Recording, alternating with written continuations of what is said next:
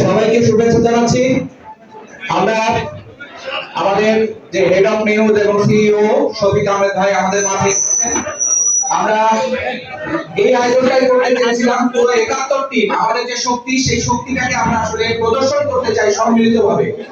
সেই সম্মিলিতভাবে শক্তি প্রদর্শনের অংশ হিসাবে আমরা আমাদের স্ক্রিনে দেখিয়েছি অনেক মানুষ, আমরা রিপোর্টারদের সামনে ছিলাম, ক্যামেরাম্যানরা হয়তো স্পটে ছিলেন, কিন্তু ভেতরের বাইরে যারা আমাদের সাপোর্ট করছে, অ্যাকাউন্ট থেকে শুরু করে অ্যাডমিন কিংবা ড্রাইভার থেকে শুরু করে প্রশাসনের অন্যান্য পদে যারা আছেন, ভিডিও এডিটর যারা আছেন, যারা গ্রাফিক্সে কাজ করেছেন, যারা আইটিতে সাপোর্ট দিয়েছেন, যারা প্রোডাকশনের কাজ করেছেন, সবাইকে নিয়ে টিম ৭১, সেই টিম ৭১-এর যে সাপোর্ট, সেটা আমাদের আগামী দিনের শক্তি। যে শক্তিতে আমরা নির্বাচনের সময় এবং খালেদা জিয়ার চলে যাওয়ার দিন আমরা দেখিয়েছি, সেটা আগামী দিনে আমরা অব্যাহত রাখতে চাই।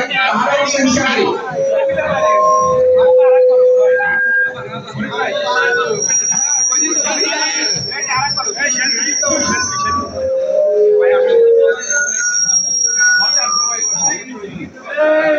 সেই অংশ হিসাবে আমাদের সিইও মহোদয় একদিনের নোটিশে আমরা এই আয়োজনটা করেছি। জানেন যে গতকালকে দুপুরে সিদ্ধান্ত হয়ে আমরা পুরো অফিসে ৭১ টেলিভিশনের সমস্ত স্তরে কর্মীদেরকে নিয়ে আমরা আজকের এই আয়োজন করেছি।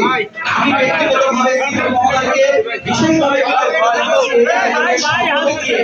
এই আয়োজনকে সুষ্ঠুভাবে সম্পন্ন করবার জন্য যারা সহযোগিতা করেছেন সবাইকে, এটাই আমাদের শক্তি। একদিনের মধ্যে যদি আমরা এত বড় আয়োজন করতে পারি, নিশ্চিতভাবে এই 450 কর্মী, ঢাকার বাইরে আছে আরো 150 কর্মী, সব মিলে ৭১ টেলিভিশনের যে শক্তি, সেই শক্তি আগামী দিনে আমাদেরকে আরো সাহস দেখাবে।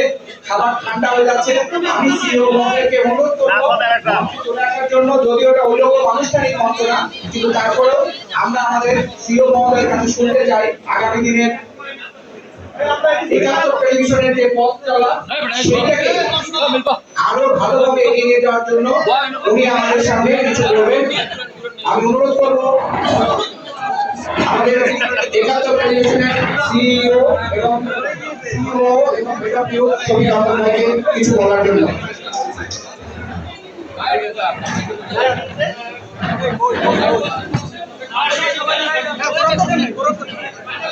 আরে ঘোরা তো গেল।